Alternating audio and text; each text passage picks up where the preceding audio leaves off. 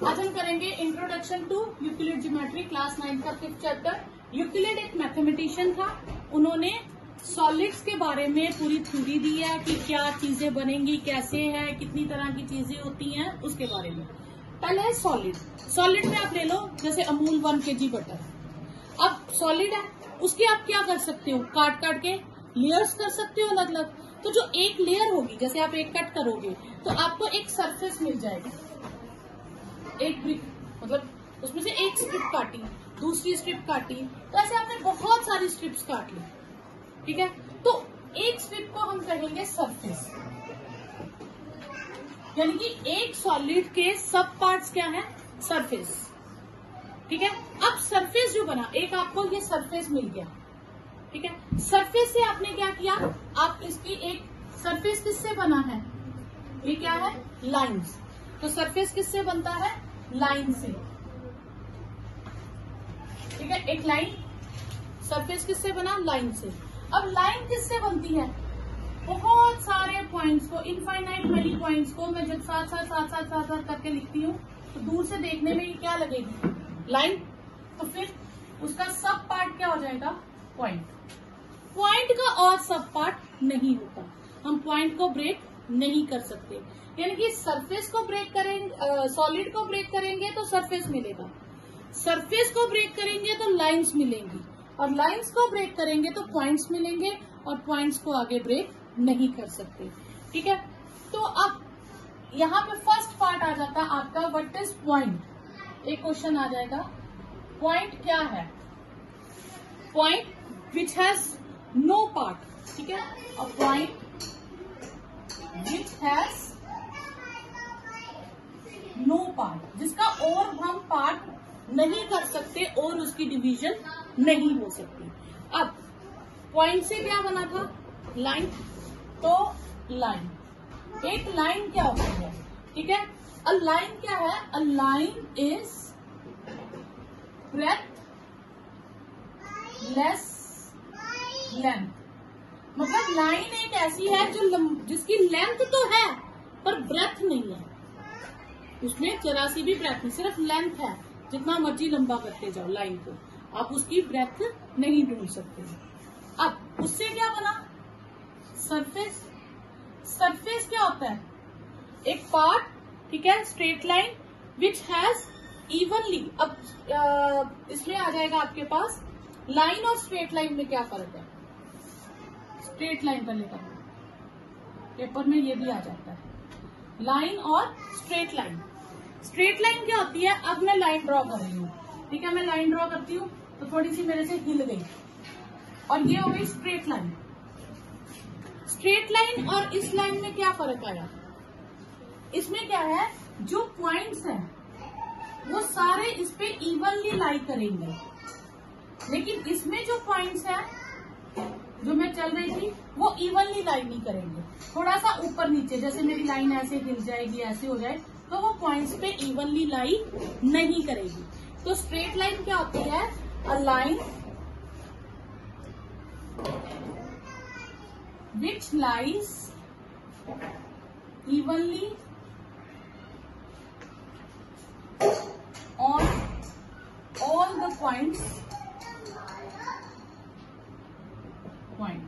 कि इस लाइन के जितने भी पॉइंट्स होंगे, ठीक है, तो वो उन पे इवनली लाई करेगी। ठीक है, तो स्ट्रेट लाइन क्या होगी, एक line which lies evenly with all the points on itself, उसके ऊपर जितने भी पॉइंट्स हैं वो उन पे इवनली लाई करेगी।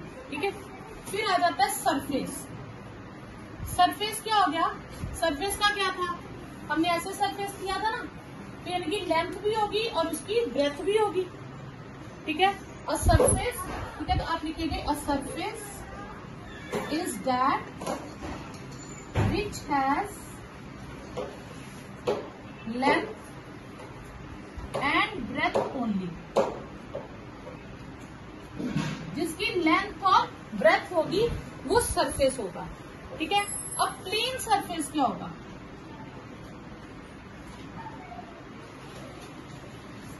लाइन किससे बनी थी, पॉइंट से, तो स्ट्रेट लाइन क्या थी कि सारे पॉइंट्स पे वो इवनली लाई करती है।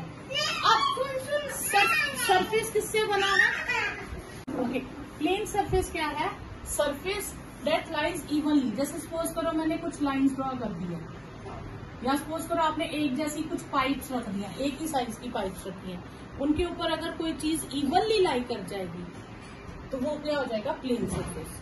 और अगर वो इवनली लाई नहीं करेगी तो वो प्लेन सरफेस नहीं होगा। तो यानी कि एक सरफेस को प्लेन सरफेस कब कहते हैं? जब उसपे जो लाइंस हैं वो इवनली लाई कर जाए। और अगर वो उसपे लाइंस इवनली लाई नहीं करते, सपोज करो आप कुछ भी ऊपर नीचे सरफेस ले लो, जैसे सपोज मैंने ये पेन लिया, अब जो लाइंस है, ठीक है, यहाँ तक तो लाइंस इक्वली लाई करेंगी, लेकिन जैसे ही मैं इसके पॉइंट पे आऊंगी जहाँ पे ये कैप का है, तो यहाँ से जो लाइंस होंगी वो इवनली लाई नहीं ना करेंगी, कुछ लाइन ऊपर ही रह जाएंगी, तो फिर ये प्लेन सरफेस नहीं होगा। तो प्लेन सरफेस का मतलब है lines lie evenly on the cap. Okay, अब है तीन चीजें हैं, एक्सियम, थ्योरम एंड पोस्टुलेट। ठीक है, एक्सियम क्या है? एक्सियम मैथमेटिकल स्टेटमेंट है जिसको हम यूनिवर्सली ट्रुथ मानते हैं और इसको किसी भी प्रूफ की जरूरत नहीं होती। ठीक है, ये आ जाता है। और थ्योरम होती है, ये भी मैथमेटिकल स्टेटमेंट है, ये भी ट्रुथ है, लेकिन ये लॉजिकली हम उसको एस्टेब्लिश करते हैं और इसे प्रूफ की जरूरत है। इसे हम थ्योरम को हमेशा प्रूव करके बताते हैं, ये है तो क्यों है, उसका पूरा एक रीजन देते हैं। और पोस्टुलेट ये भी असम्पशंस है, ठीक है, और इनको हम पोस्टुलेट इसको भी सच मान लेते हैं, इसको भी प्रूफ की जरूरत नहीं है, लेकिन ये स्पेसिफिकली ज्योमेट्री के लिए होता है। तो जो असम्पशंस एक्सियम्स है वो समझ लो अलजेब्रा में यूज होते हैं, वो असम्पशंस जो हम अलजेब्रा में यूज करते हैं उसे एक्सियम्स कहते हैं, और जो असम्पशंस हम ज्योमेट्री में यूज करते हैं उसे पोस्टुलेट कहते हैं। और थ्योरम्स जो है वो दोनों जगह यूज हो जाती हैं, अलजेब्रा में भी और ज्योमेट्री में भी, ठीक है, और उनको हम प्रूव करके बताते हैं। तो इन दोनों को प्रूफ की जरूरत नहीं है। ठीक है, ये एक्सियम्स हो गए, universal truth in algebra, universal truth in geometry, and the theorem used in both algebra and geometry, but they need proof. ठीक है, यूक्लिड एक्सियम्स, ठीक है, ये हमारे पास 7 एक्सियम्स हैं। ठीक है, 3 मैंने लिखे हैं, फिर मैं 4 लिखती हूँ। इसमें कह रहे हैं कि दो चीजें अगर थिंग्स, दो या ज्यादा things equal to same thing are equal to one another, मतलब दो चीजें हैं मेरे पास, दोनों का वेट 1 kg है, तो इसका मतलब दोनों का वेट क्या हो जाएगा? इक्वल हो जाएगा। तो यही कहने का मतलब है कि x की वैल्यू z के इक्वल है, g के इक्वल है, और y की वैल्यू भी g के इक्वल है, तो इसका मतलब x और y दोनों इक्वल हो जाएंगे। ठीक है, तो सेम। फिर if equals are added to equals तो होल्स आर इक्वल। सपोज करो मेरे पास दोनों हाथों में 1 kg कोई था, मतलब दूध ले लो, 1 kg दूध था, ठीक है, उसमें मैंने हाफ kg का कुछ और पकड़ लिया दोनों हाथों में, तो मेरे पास दोनों हाथों में कितना वेट हो जाएगा? 1.5 kg, इक्वल वेट हो जाएगा। तो यानी कि जब मैंने इक्वल चीजें इक्वल में ऐड की तो टोटल जो वेट था वो भी इक्वल हो जाएगा। ठीक है, तो x और y इक्वल है, मैंने दोनों तरफ z ऐड कर दिया, तो x प्लस z का टोटल y प्लस z के टोटल के इक्वल हो जाएगा। इसी तरह से सपोज करो मेरे पास 1 kg दोनों हाथों में कुछ था, उसमें से मैंने हाफ kg निकाल दिया, तो जो बाकी बचा वो भी क्या होगा? वो भी इक्वल होगा, हाफ kg। तो x और y इक्वल थे, मैंने उसमें से z सब्ट्रैक्ट कर दिया दोनों में से, तो x में से z सब्ट्रैक्ट किया या y में से z सब्ट्रैक्ट किया, तो दोनों पार्ट्स इक्वल आएंगे। तो equals are added to equals, the wholes are equal, और equals are subtracted from equal, the remainders या जो रिमेनिंग रह गया वो भी इक्वल होगा। ठीक है, things which coincide with one another are equal, मतलब आप समझो हमने 2 पेन एक जैसे लिए, ठीक है, ये अगर एक दूसरे के ऊपर बिल्कुल कोइंसाइड कर जाते हैं तो इसका मतलब ये सेम साइज के हो जाएंगे। ठीक है, तो इसका मतलब अगर PQ और RS, तो ये लाइन इसके ऊपर कोइंसाइड कर जाती है तो इनकी लेंथ सेम हो जाएगी। ठीक है, फिर है the whole is greater than the part, तो अब मान लेते हैं let Y and Z are parts of X, हमने मान लिया Y और Z X के 2 पार्ट्स हैं, तो इसका मतलब है कि x किसके इक्वल हो जाएगा, y प्लस z के। ठीक है, x दोनों को मिला के बन रहा है। ठीक है, तो फिर अगर मैं बात करूं x की, तो x y से भी बड़ा होगा और x z से भी बड़ा होगा। ठीक है, तो whole is greater than the part, पूरी चीज अपने सब पार्ट से बड़ी होती है। क्लियर? आपके पास सपोज करो पूरा पिज्जा लिया आपने, ठीक है, उसके पार्ट्स किए, तो एक पूरा पिज्जा एक पार्ट से तो ज्यादा ही होगा ना, एक स्लाइस से, तो whole is greater than the part, मतलब जिसको पूरा पिज्जा मिलेगा उसको ज्यादा पार्ट ही मिलेगा। ठीक है, okay. Things which are double of same thing are equal to one another. मेरे पास जो चीज है वो जी का डबल है, सपोज सामने वाले के पास जो चीज है वो भी जी का डबल है, तो इसका मतलब हम दोनों के पास सेम एक जैसे हो गए, इक्वल हो गए। फिर things which are half of same thing, तो मेरे एक हाथ में हाफ ऑफ 10 kg है, दूसरे हाथ में भी हाफ ऑफ 10 kg है, तो दोनों में क्या होगा, इक्वल हो जाएगा। तो halves of equals are equal to one. आज हम करेंगे इक्विलिट पोस्टुलेट्स। एक्सियम्स किए थे, एक्सियम्स क्या थे, प्रूफ्स यूज्ड इन अलजेब्रा। ठीक है, तो ये क्या है, पोस्टुलेट्स क्या होते हैं, प्रूफ्स यूज्ड इन ज्योमेट्री। ये 5 पोस्टुलेट्स है। ठीक है, फर्स्ट पोस्टुलेट कहता है a line may be drawn from any one point two any other point. अब दुनिया में कहीं भी एक पॉइंट लो, दूसरा पॉइंट लो, दोनों को ज्वाइन करके आप लाइन ड्रॉ कर सकते हो। आप पॉइंट इस रूम में ले सकते हो, या मैप में लो, एक पॉइंट पे आप इंडिया ले लो और एक पॉइंट पे आप ऑस्ट्रेलिया ले लो, तो आप उनको ज्वाइन करके लाइन ड्रॉ कर सकते हो। एक पॉइंट पे कनाडा ले लो, एक पे चाइना मैप में, तो आप लाइन ड्रॉ कर सकते हो। कहीं भी 2 पॉइंट्स लेके हम लाइन ड्रॉ कर सकते हैं। ठीक है, फिर टर्मिनेटेड लाइन का मतलब है कि जिस लाइन को हम एक्सटेंड कर सके। एक लाइन है, अब टर्मिनेट हम इस तरफ भी इंडेफिनेटली कर सकते हैं, इस तरफ भी कर सकते हैं, तो दोनों तरफ में से कोई भी साइड भी कर सकते हैं। फिर a circle can be drawn, किसी भी पॉइंट को सेंटर मान के, कितना भी रेडियस मान के हम दुनिया में सर्कल ड्रॉ कर सकते हैं। ठीक है, अब जैसे हम उसमें करते हैं ऑर्बिट पे कि पूरी अर्थ को ही हम सेंटर मान के, और सोलर सिस्टम में हम आगे देख लेते हैं कि सर्कल में इतना होगा, कुछ भी होगा, तो वो चीजें आ जाती हैं। All right angles are equal to one another, क्योंकि सारे राइट एंगल्स कितने होते हैं, 90 डिग्री के, तो वो सारे इक्वल होंगे। लास्ट जो है ये थोड़ा सा लेंथी है, इसमें समझने की जरूरत है। ठीक है, एक एक वर्ड हम पढ़ेंगे और उसको ड्रॉ करेंगे। इसमें है a straight line falling on 2 straight lines. अब 2 स्ट्रेट लाइन्स जो है वो पैरेलल नहीं है, वो क्या है, नॉन पैरेलल है। नॉन पैरेलल है, मान लो कि मैं ये 2 स्ट्रेट लाइन्स लेती हूँ इस तरह से, नॉन पैरेलल, तो मैं इस तरफ से ये लेती हूँ जो नॉन पैरेलल है, ये तो पैरेलल होगी ना थोड़ी सी, सपोज करो ऐसे ले लो जो नॉन पैरेलल है। ठीक है, इन पे एक लाइन में फॉल कर रही हूँ, ये लाइन मैंने फॉल कर दी, इधर ये फॉल कर दी। ठीक है, अब एक तरफ एंगल्स बनेंगे sum taken together less than 2 right angles. 2 right angles, एक राइट एंगल कितने का होता है, 90, 2 राइट एंगल्स कितने के हो जाएंगे, 180, तो जिनका टोटल 180 से कम है। तो अब देखो ये साइड जो है, ये वाले एंगल्स का सम 180 से कम आएगा। क्यों? क्योंकि ये दोनों एक्यूट एंगल्स हैं, तो एक्यूट एंगल 90 से कम होता है, मतलब इनका टोटल, दोनों का टोटल 180 से कम आएगा।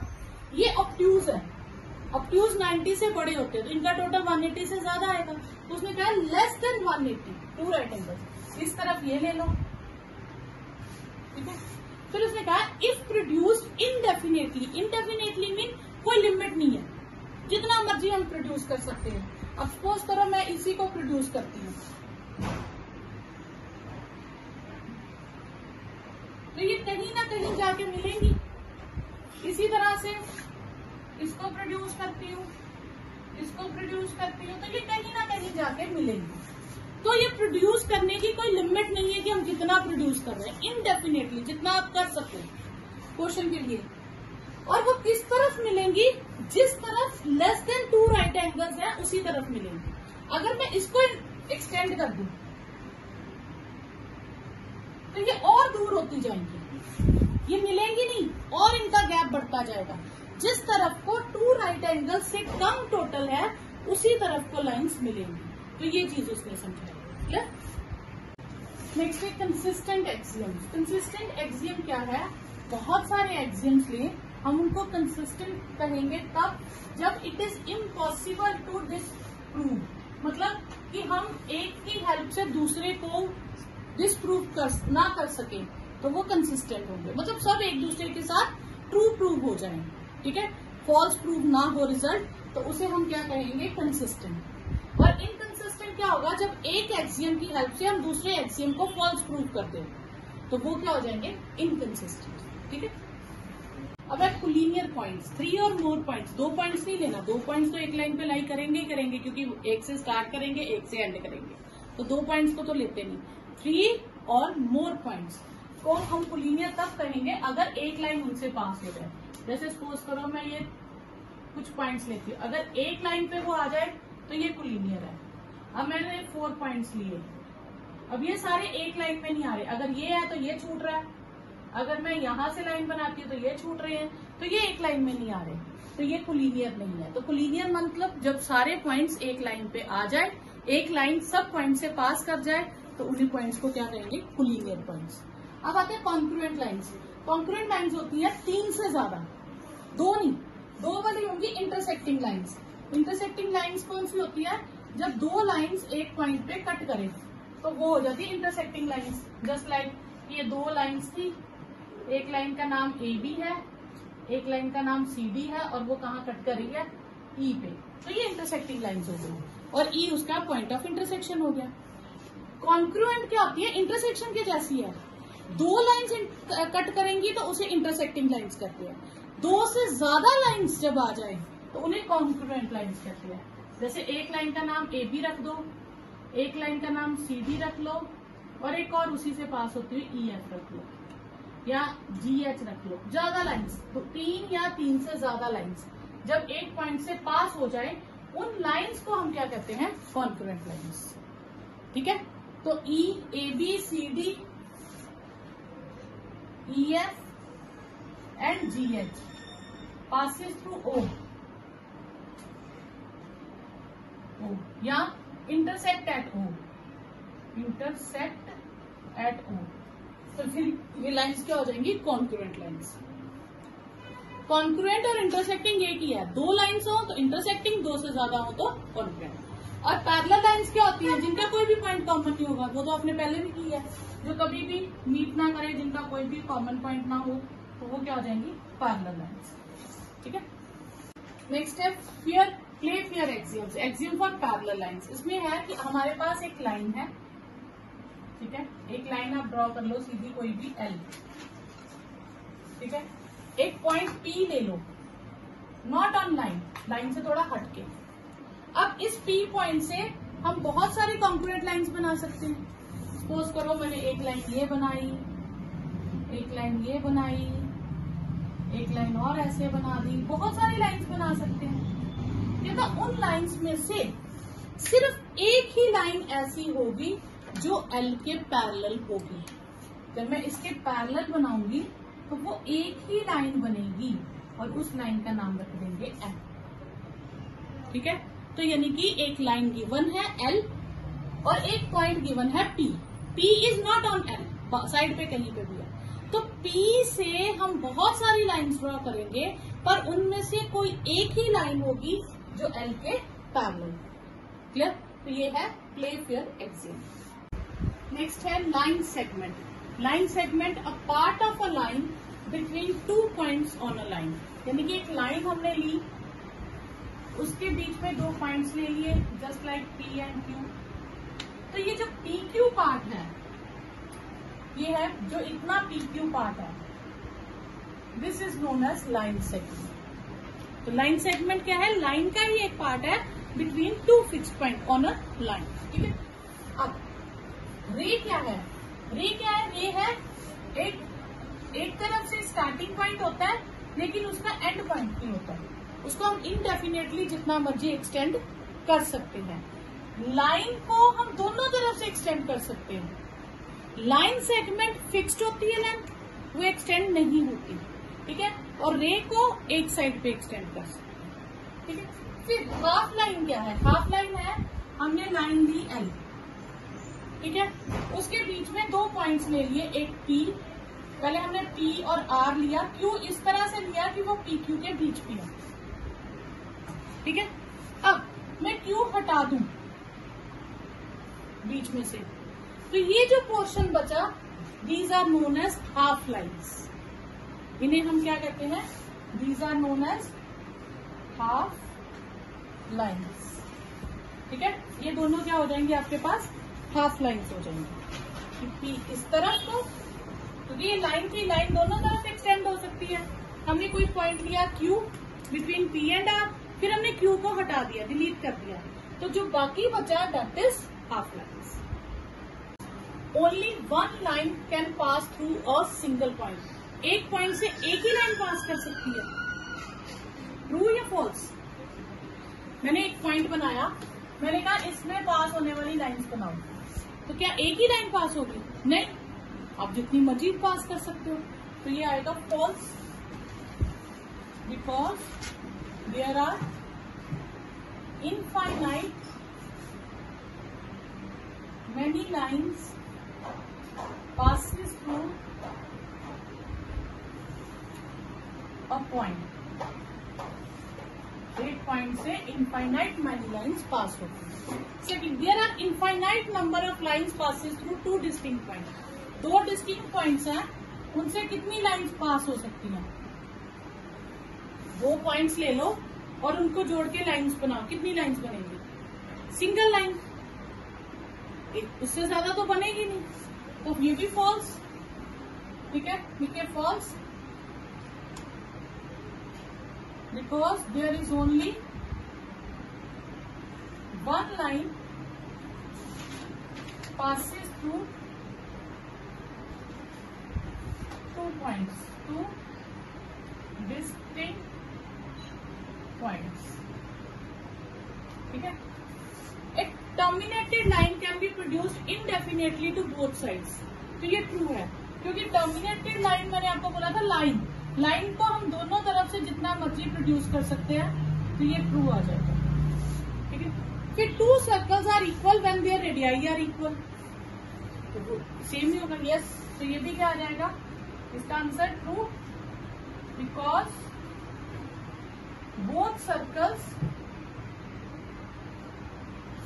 Coincide each other. जो दो चीजें एक दूसरे को कोइंसाइड कर जाएंगी, तो वो दोनों चीजें क्या होती हैं? इक्वल होती हैं। अब AB किसके इक्वल है? PQ के, और PQ किसके इक्वल है? तो इस हिसाब से देखा जाए AB भी PQ के इक्वल है और XY भी PQ के इक्वल है। Things equal to same thing are equal to one another, तो ये वो एक्सियम लग गया, ठीक है। ये भी आपके पास ट्रू आएगा। फिर हम लिखेंगे things equal to same thing are equal to one another, ठीक है। दो चीजें जो किसी तीसरे के इक्वल होती हैं, वो आपस में भी इक्वल होती हैं, ओके। सेकेंड है डेफिनेशन ऑफ पैरेलल लाइंस क्या होती है? तो ये मैंने पहले भी बताया था, पैरेलल लाइंस क्या होती है? जिनमें कोई भी कॉमन पॉइंट नहीं होता। परपेंडिकुलर लाइंस क्या होती है? जब दो लाइंस इंटरसेक्ट तो करें, पर 90 डिग्री पे करें। जैसे ये दो लाइंस इंटरसेक्ट कर रही हैं, अब इनके बीच में एंगल 90 नहीं है, तो जब दो लाइंस इंटरसेक्ट करें 90 डिग्री पे, उन्हें हम क्या कहते हैं? परपेंडिकुलर लाइंस, ठीक है। लाइन सेगमेंट क्या है? ये भी समझाया था, पार्ट ऑफ अ लाइन, ठीक है। रेडियस ऑफ सर्कल क्या होता है? रेडियस ऑफ सर्कल क्या होता है? सर्कल सेंटर से किसी भी पॉइंट तक के डिस्टेंस को हम क्या कहते हैं? रेडियस, ठीक है। फिर स्क्वायर क्या है? स्क्वायर रेक्टेंगल का ही एक पार्ट है, जिसमें ऑल साइड्स इक्वल कर देंगे तो वो रेक्टेंगल क्या बन जाता है? Square. C is a point between A and B. ये हम एक AB लाइन ले लेते हैं और C उसके बीच में ऐसे लेते हैं कि जितना A से C तक डिस्टेंस है, उतना ही B से C तक डिस्टेंस है। तो AC क्या है? हाफ ऑफ AB हो जाएगी, ये तो हमें पता ही है। अब इसको हम प्रूव करेंगे बाय पोस्टुलेट्स, ठीक है। अब AC हमें किसके इक्वल गिवन है? BC के। लेफ्ट में उसने AC रखा है, राइट में उसने AB कर दिया, तो BC से AB बनाना होगा, तो मुझे एक्स्ट्रा क्या डालना पड़ेगा? AC। तो मैं लिखूंगी एडिंग AC बोथ साइड्स, ठीक है। तो AC plus AC is equal to BC plus AC। ये मैंने कौन सा एक्सियम्स यूज किया? Equal are added to equal, the wholes are equal. ठीक है, equals are added to equal, the wholes are equal. तो ये वो वाला मैंने यूज किया। अब AC और AC क्या हो गया? डबल AC, और ये हो गया AB। ठीक है, अब 2 उधर लेके जाना, तो मतलब मैं 2 से डिवाइड करूंगी, तो halves of equals are equal. ये भी था ना एक्सियम आपके पास, तो मैं डिवाइड बोथ साइड्स बाय 2 कर दूंगी, तो ट्वाइस AC का हाफ और हाफ ऑफ AB, 2 कट गए, तो AC is equal to half of AB। तो यहां मैंने कौन सा एक्सियम यूज किया? Equal are added to equal, then wholes are equal.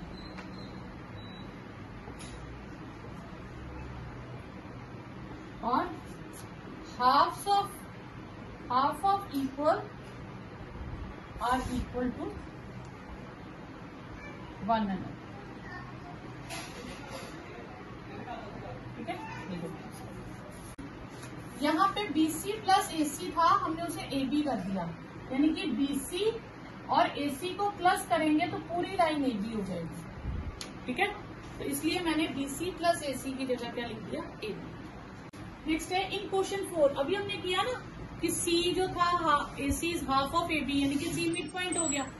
तो कहता है उसी क्वेश्चन में अब प्रूव करो कि मिड पॉइंट अगर है तो एक ही मिड पॉइंट है, 2 मिड पॉइंट नहीं हो सकते।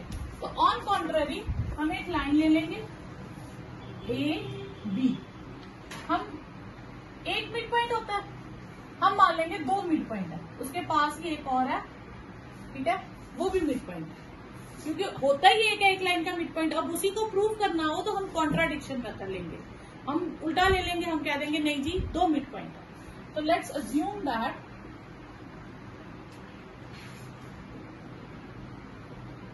AB has 2 midpoints C and D। तो AC की लेंथ क्या होगी? हाफ ऑफ AB, और AD की लेंथ क्या होगी? वो भी हाफ ऑफ AB। अगर दोनों मिड पॉइंट है तो दोनों की लेंथ हाफ ऑफ AB होगी। और ये दोनों क्या है? हाफ ऑफ AB के इक्वल। तो things equal to same thing are equal to one another. तो AC किसके इक्वल हो जाएगा? AD के। ठीक है, एक्सियम 2। ठीक है, नहीं फर्स्ट है ना, things are equal to same thing are equal to one another. ठीक है, तो ये हमने एक्सियम यूज कर लिया। अब AC और AD इक्वल है, तो A से जितना C का डिस्टेंस है, A से उतना ही D का डिस्टेंस होना चाहिए। तो ये तो तभी पॉसिबल होगा जब C और D एक ही लोकेशन पे होंगे। तो this is possible when C and D coincide मतलब एक ही पोजीशन पे हो जाएंगे। अब जब दोनों एक ही पोजीशन पे हो गए, एक ही जगह दोनों आ जाएंगे, तो फिर तो एक ही पॉइंट बन जाएंगे। तो विच इज, फिर तो 2 डिफरेंट पॉइंट आएंगे नहीं, तो which is a contradiction.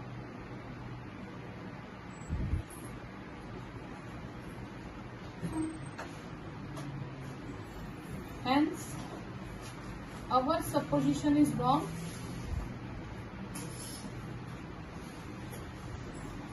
So there is only one midpoint of a line segment। Her line segment का सिर्फ एक ही मिड पॉइंट होता है। तो हमें गिवन है AC is equal to BD, तो AC is equal to BD। AC को मैं क्या लिख सकती हूँ? AB प्लस BC, तो मैं इसको ब्रेक करके लिख दूंगी AB प्लस BC। और BD को क्या लिख सकती हूँ? BC प्लस CD, तो ये हो जाएगा BC प्लस CD। अब ये दोनों में कॉमन है, अगर ये हट जाए तो हमारे पास जो प्रूफ करना था वो आ जाएगा। तो इसका मतलब मेरे पास क्या है एक्स्ट्रा? AB, तो मैं लिखूंगी sorry BC, subtract BC both sides. तो AB प्लस BC में से BC सबट्रैक्ट कर दूंगी, BC प्लस CD में से भी BC सब्ट्रैक्ट कर दूंगी। ठीक है, तो ये मैंने एक्सियम कौन सा यूज किया, third, equals are subtracted from equal और इक्वल टू ईच अदर। तो BC BC कट गया, क्या बचा AB, यहाँ से BC BC कट गया तो CD, ये यूज करना है कि क्या फिफ्थ एक्सियम को हम यूनिवर्सल ट्रूथ ले सकते हैं। तो यस, हर चीज में ये पॉसिबल है। We know that whole is greater than its part. कि होल पूरी चीज अपने ही, जैसे पिज्जा का समझाया था, तो पूरा पिज्जा अपनी एक स्लाइस से तो ज्यादा ही होगा। ठीक है, तो वो आ जाएगा। अब इसके एक्स्ट्रा क्वेश्चंस कर लेते हैं हम। जैसे आपके पास है क्वेश्चन एक्स्ट्रा में,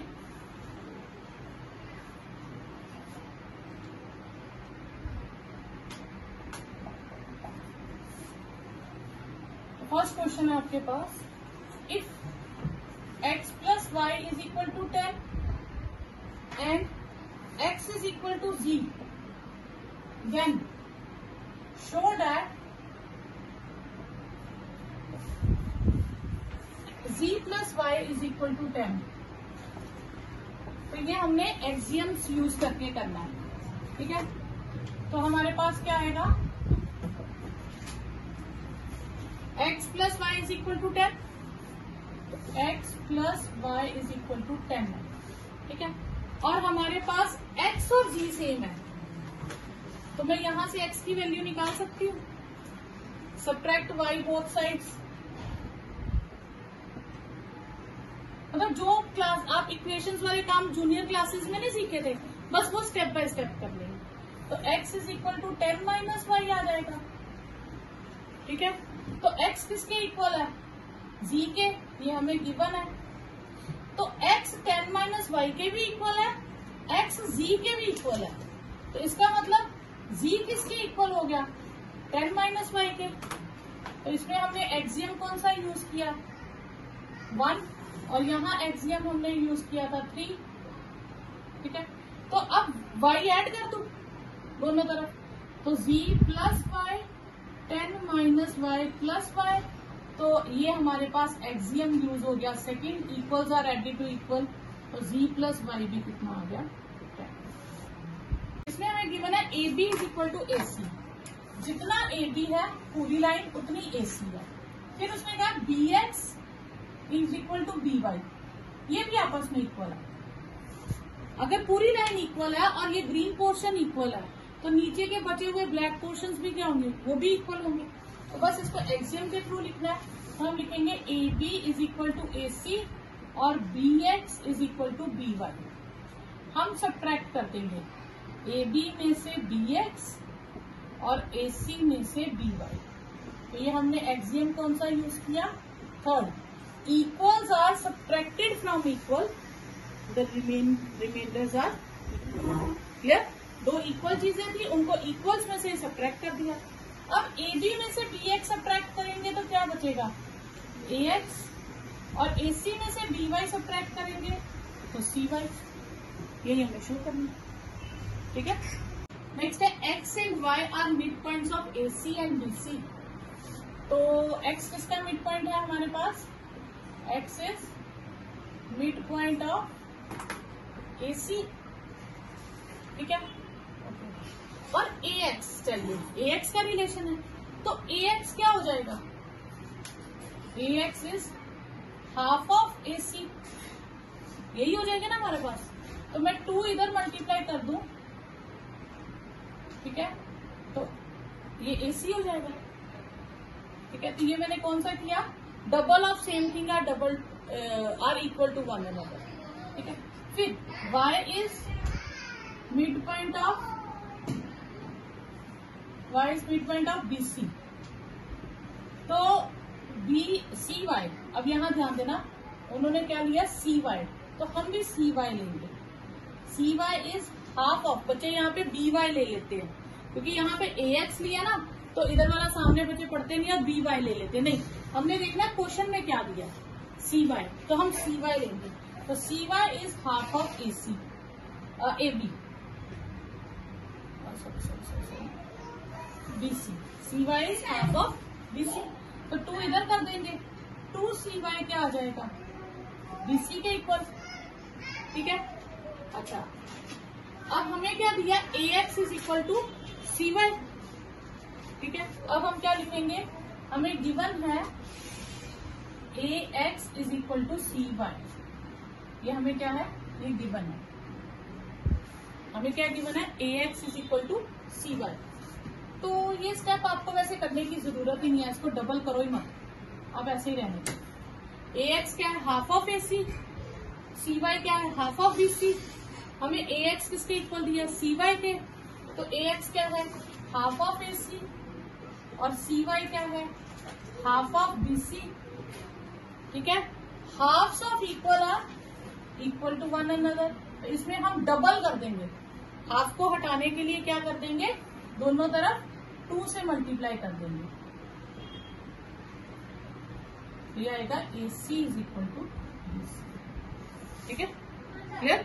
तो हमने पहले लिखा मिड पॉइंट का, दूसरा भी मिड पॉइंट का, फिर अगर ये दोनों की लेंथ इक्वल है तो हाफ इक्वल है, तो उसका डबल करके भी इक्वल होगा। ठीक है, अब 1 एंगल किसके इक्वल है, 3 के, ये आपस में इक्वल है, और 2 किसके इक्वल है, 4 के।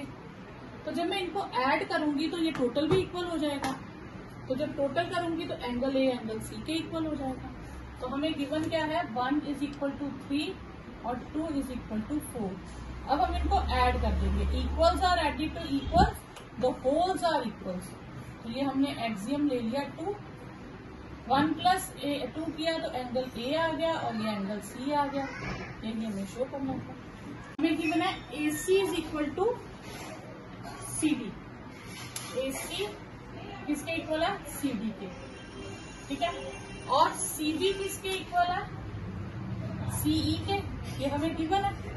तो मैं इनको अगर ऐड कर दूं, AC में CB और CD में CE, अब आप टोटल कीजिए, AC प्लस CB, पूरी लाइन कितनी बन जाएगी, AB, और उधर से CD प्लस CE, तो पूरी लाइन क्या बन जाएगी, DE।